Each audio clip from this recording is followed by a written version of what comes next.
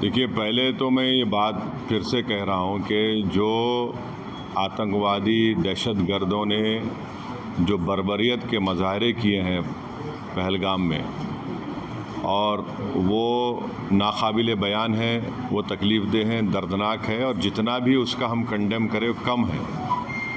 क्योंकि वो लोग तो अपने आप को हैवानात और बदतरीन जानवरों से भी ज़्यादा गिरी हुई हरकत उन्होंने की है, और किसी के मज़हब का नाम पूछकर ये बात उनकी जान लेना, ये सरासर गलत है, जुल्म है।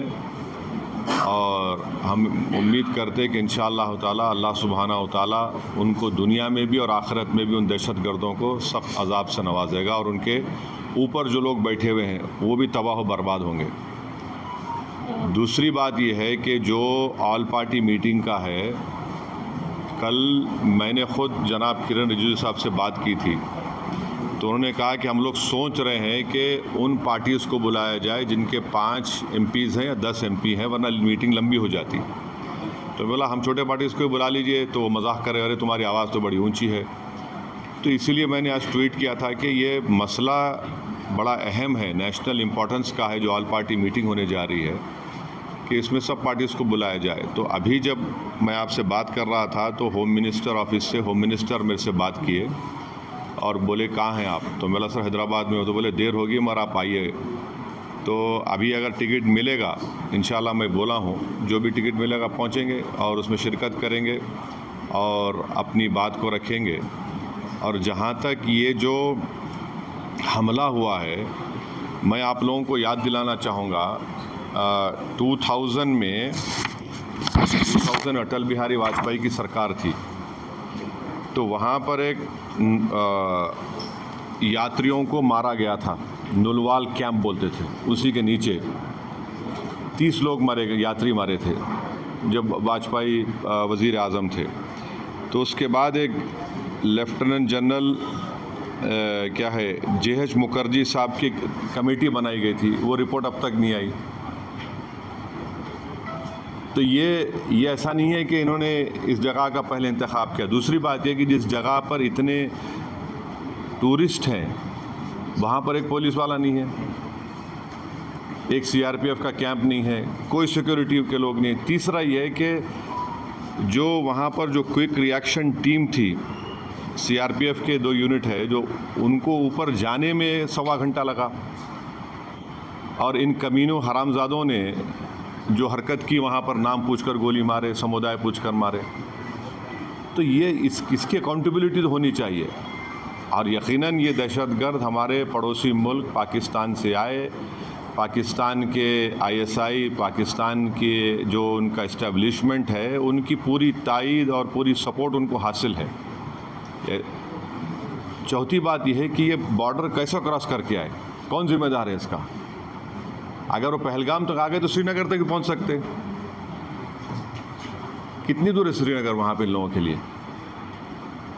तो ये यकीनन अकाउंटेबिलिटी फ़िक्स होनी चाहिए, और इन जालिमों से, इन कमीनों से जिन 26 लोगों की जानें ली हैं, उनसे इंसाफ उसी वक्त होगा जब अकाउंटेबिलिटी भी फ़िक्स होगी और इन लोगों को कैफर किरदार तक पहुँचाएँगे, इन दहशतगर्दों को।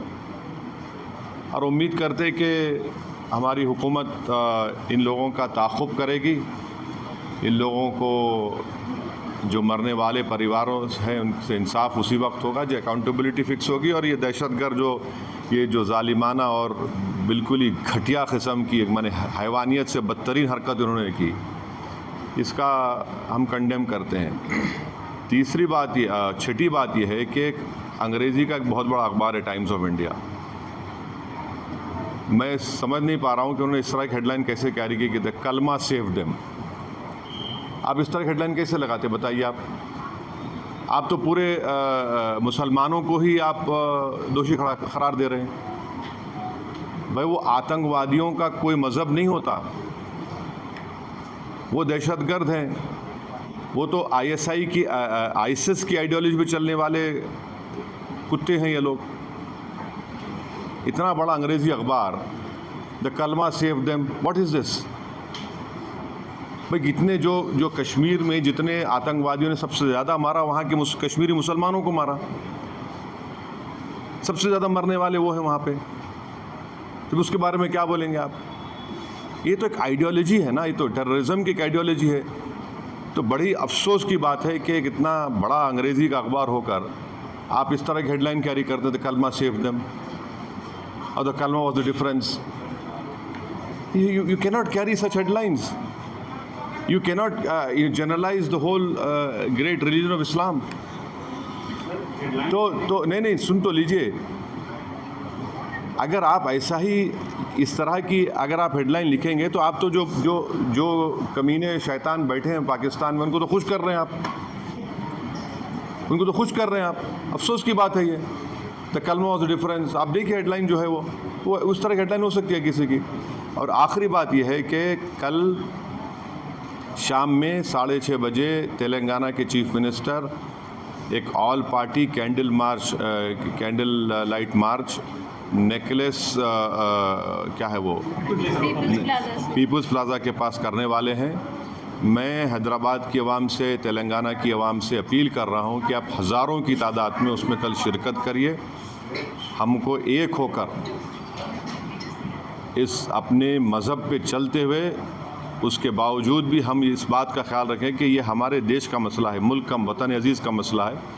हम तमाम को वहाँ पर जमा होना है। चीफ मिनिस्टर ख़ुद उसकी लीड करेंगे, हमारी पार्टी भी, हमारे पार्टी के MLAs भी, जितने हमारे मेंबर्स हैं, बल्कि जितने जो टेररिज्म के ख़िलाफ़ हैं और जो इस मुल्क से मोहब्बत करने वाले हैं, मैं उनसे उम्मीद करता हूँ कि वो हज़ारों नहीं लाखों की तादाद में वहाँ पर जमा हों।